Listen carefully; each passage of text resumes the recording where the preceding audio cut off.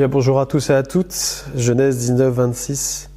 La femme de Lot regarda en arrière et elle devint une statue de sel. Amen. Le meilleur est devant toi et pas derrière toi.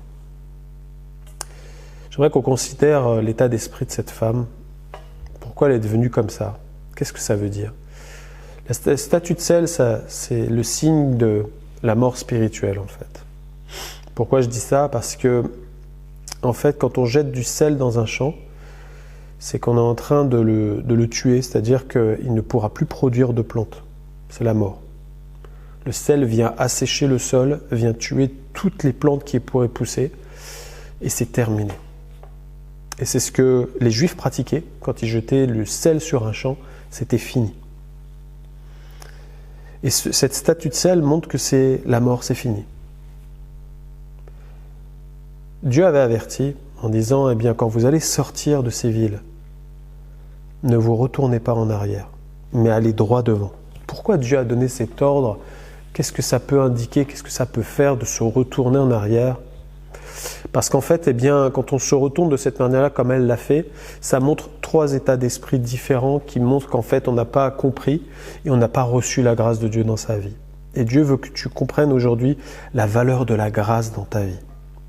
La première chose, c'est que quand elle se retourne, c'est comme un regret de ce qu'elle laisse derrière elle. Et je vais parler de ces regrets-là. Le regret, c'est un manque de considération du prix de la grâce que Dieu lui avait fait d'être sauvé de Sodome et Gomorrhe.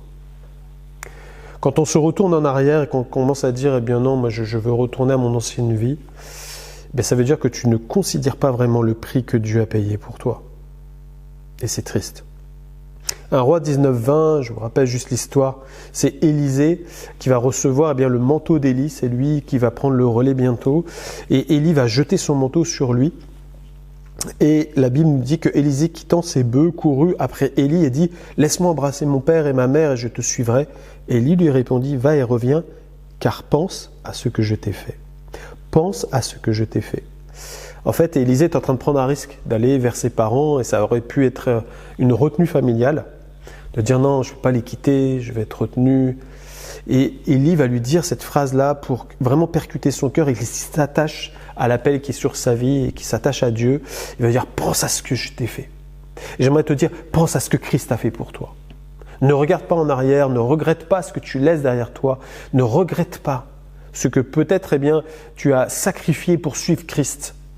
Ne regrette pas parce que le meilleur est devant toi, mais regarde surtout que le prix a été payé pour toi. Le deuxième point pour les regrets, ça montre où est notre cœur, où est-ce qu'il est vraiment attaché. La femme de Lot avait un cœur attaché à ses biens et à sa propre vie, mais pas à Dieu vraiment. Elle avait suivi le mari, mais elle n'avait pas suivi Dieu en vrai. Donc elle va se perdre.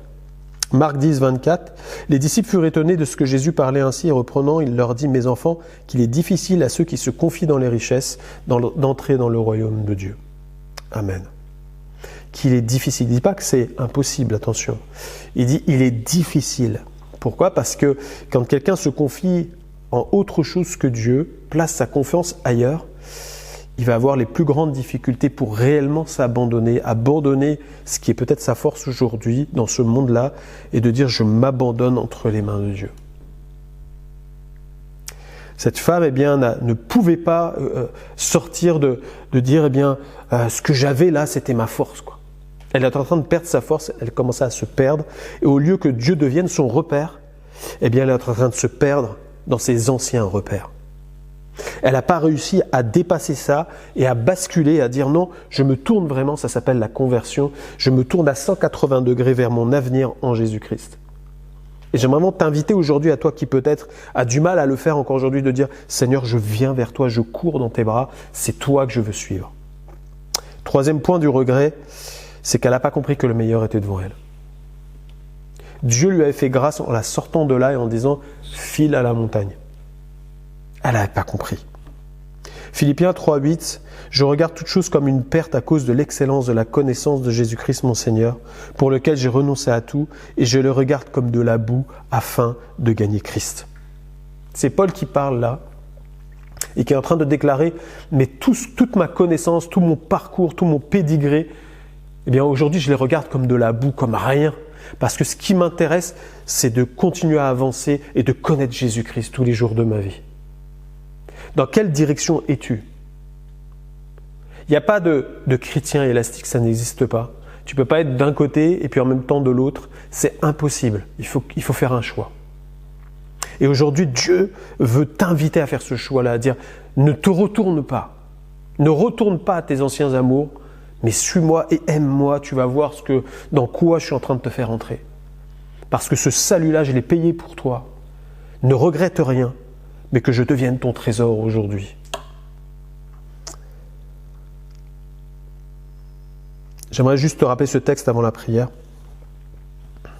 Marc 10, 28-30, Pierre se mit à lui dire « Voici, nous avons tout quitté et nous t'avons suivi. » Jésus répondit « Je vous le dis en vérité, il n'est personne qui, ayant quitté à cause de moi et à cause de la bonne nouvelle, sa maison, ses frères, ses sœurs, sa mère, son père, ses enfants, ses terres, ne reçoive au centuple, présentement dans ce siècle-ci, des maisons, des frères, des sœurs, des mères, des enfants et des terres, avec des persécutions, et dans le siècle à venir, la vie éternelle.